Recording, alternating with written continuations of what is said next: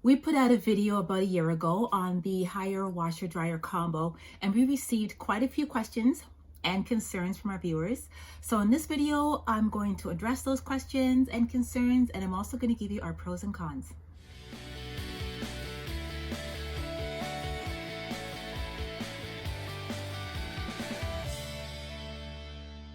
Welcome back to the Small Luxury Lifestyle. I'm Olive, and hubby and I live full-time in our fifth wheel.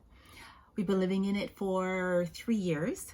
And on our channel, what we want to do is just give you a little peek into this lifestyle, just to give you an idea of an alternate way of living. We really want to give you permission to think outside the box when it comes to how you live. So this video will be a follow-up of the one we did last year. And like I said, I'm going to try to answer the questions, and at the end, we'll do the pros and cons. By far, the biggest concern that was raised was how much the unit was vibrating. If you watched our last video, you can see what I mean. Okay, so this spin cycle, you can tell, is a little bit louder and a heck of a lot stronger.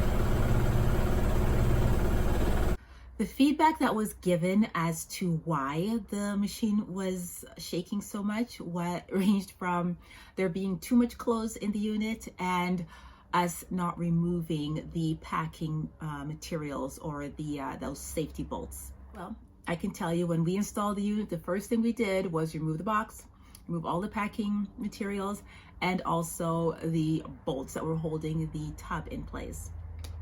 I'm not sure if you watched any of our other videos, but hubby's a construction worker and he's pretty damn anal about things like that. So yeah, no, that wasn't it. And besides, those bolts that were put in are to keep the drum from rotating or moving during shipping. So definitely that has to be removed. And the issue also wasn't that we had too much clothes in the washer. I'll touch on that a little bit later. What was actually causing that vibration was that the legs of the unit were sitting in between our floor joists of our RV. So when the drum spun, it caused a lot of vibration. The manual does say for best results, you should have it on a level concrete floor. We're in an RV, so we really don't have that option. So we did find a fix. So happy about that. The actual fix was just to install a 5/8 inch sheet of plywood under the unit. That was it. So simple. That just made it a much more sturdy foundation for the washing machine and solved all the problems. Listen to it.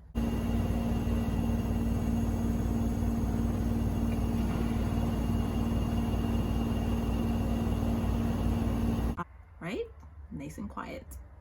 So everybody who was saying that this machine was really ran really smooth and the spin cycle was really quiet and not a lot of vibration, yes, you were right. I agree. Okay. The other issue that people bring up was that we had too much clothes in the washing machine. Somebody had noted that it's probably best to put maybe the equivalent to 2 pairs of pants. No, you'll see here, Frenchie is putting in a pair of his work overalls, a hoodie, a pair of shorts, a t-shirt, and about 3 or 4 pairs of socks. He's filling it maybe about between half and 3/4 full. He's a little extra, but yeah, it'll still dry because that's pretty much what he puts in each time. But to be on the safe side, half full if you're going to actually run the dryer. The third thing that people were asking or actually mentioning is that it takes too long to dry. So I guess their units that they have, or I'm not sure if they have the same unit as ours, but they were complaining that it takes too long to dry in a combo machine that uses condenser drying. In the first video, we talked about auto dry. I think that's what I was using most of the time. But I've soon come to learn that I actually like using the time dry. I just like the control better. So basically, I still fill it about halfway, and those loads dry between an hour and a half. So it's, my wash is about 58 minutes. I usually use normal wash, about 58 minutes or 59 minutes, and the dry is an hour to an hour and a half, really depending on what I have in there. There are some tips that you can use to lower your drying time. Number one, you want to make sure that your spin cycle, if you have the option to change the spin cycle, make sure you put it on the highest. So for normal, I think you do have the choice to have extra high spin. Choose that. So basically, you want it to during the spin cycle, you want to get rid of as much water as you can. Okay, so that's the first tip. Second tip, again, you're probably tired of me saying it, but try to make sure that your drum is only filled halfway. Third tip, take your clothes out of the dryer as soon as the dryer stops. Number 4, this is so important if you have this type of a washing machine. You have to make sure that only cold water is being used during the dry cycle. That condenser unit relies on cold water. So if you have warm water or hot water during the dry cycle, the condenser can't work. So you're not going to be drying your clothes, and you may damage your unit. So please make sure that it's cold water that is being supplied to the machine during the dry cycle. Okay, really important. Now, if you're doing all that and you still find that once the dry cycle is finished, your clothes still feel damp, chances are they're not wet. It's just steam that you're feeling. So what you want to do, like I thought that too, but what you want to do is take the clothes out. I lay them on the bed or I hang them up, depends on what the item is. And within a minute or two, that steam will evaporate and your clothes are dry to the touch. So chances are your clothes are dry. They just feel wet, but it's really steam that you're feeling, okay? Another question we get is it worth it? Well, I can tell you, for us, definitely worth it. Like financially, as also just convenience. But cost-wise, laundromats were running me, I think it was $4. I'm not sure if it was $4 for a wash and $4.25 for a dry, or the other way around. But let's just say $8.25 per wash, and let's say doing 4 loads a week. So the darks, the lights, the darks, the colors, whites, and maybe 1 load of work clothes. So let's say 4 loads a week at $8.25. We're looking at about $1,584. Let's just say $1,600 a year. We purchased this unit for $890, and we also added on the $200 extended warranty. So that came to $1,090. So this washing machine paid for itself even before the first year was over.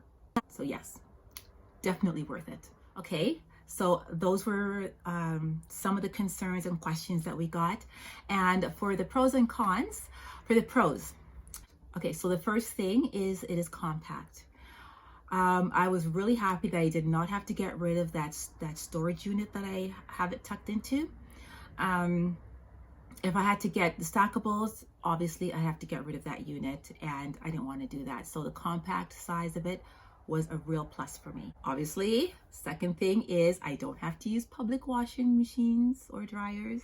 So that is huge for me. And of course, the third pro is that it has that auto dry feature. So if you're extremely busy and you don't have time to run up and switch your clothes from the washer to the dryer, you don't have to, because it'll just start.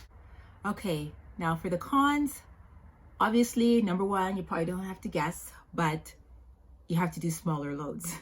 So these units, I think the capacity is 2.0 cubic feet, which is about half of a regular size washing machine. So there you go. You can only do a regular load.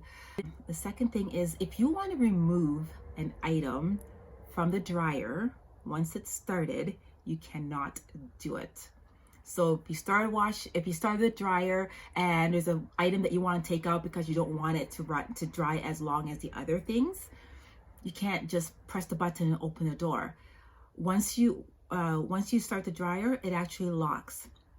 If you did hit pause and try to open the door, it remains locked until the dryer has cooled itself down to a safe temperature. I've waited 20 minutes, half an hour. Like, it takes a hell of a long time. So that is one of the cons. You have to really make sure that once you start the dryer, the things that are in there are the things that you intend to leave in there. Okay, so that's just one of them. So I basically only have 2 cons really that I can think of. So overall, I am very happy with this unit and I would buy it again.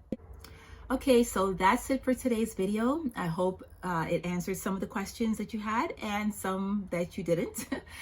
And let me know which one of the drying tips you find really helpful. Let me know in the comments below.